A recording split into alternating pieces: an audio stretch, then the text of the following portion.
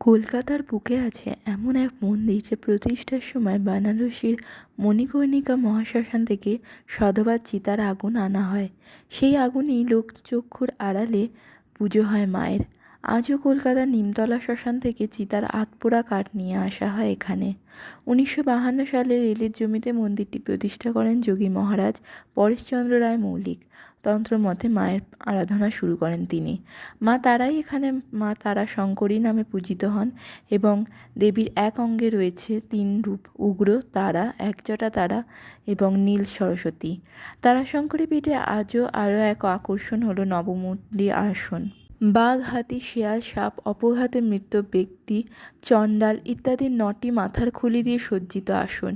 প্রতিদিন মা শঙ্করীর নিত্য পুজো হয় এবং পুজোতে দেবীকে দেওয়া হয় আমিষ ভোগ।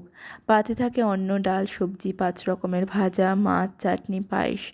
অমাবস্যায় থাকে বিশেষ ভোগ। এই মন্দিরেই পূজিত হয় যশোমাধব। বাংলাদেশের ধামরাই জেলা থেকে তাকে আনেন যোগী মহারাজ। 1 কোটি তুলসী পাতা দিয়ে যশোমাধবের শালগ্রাম শিলা মন্দিরে প্রতিষ্ঠা করেন তিনি। যশোমাধবের মূর্তি নিমদারু কাঠের তৈরি এবং একই সঙ্গে পূজিত হয় এখানে কাল ভৈরবও।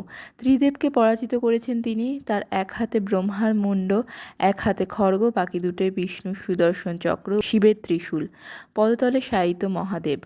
মন্দির কর্তৃপক্ষের দাবি, নেপাল ছাড়া ভারতের একমাত্র এই মন্দিরেই মূর্তিরূপে পূজিত হন মহাকাল। অন্ধকারে তার আরতি হয়। তোমরা কি গেছো?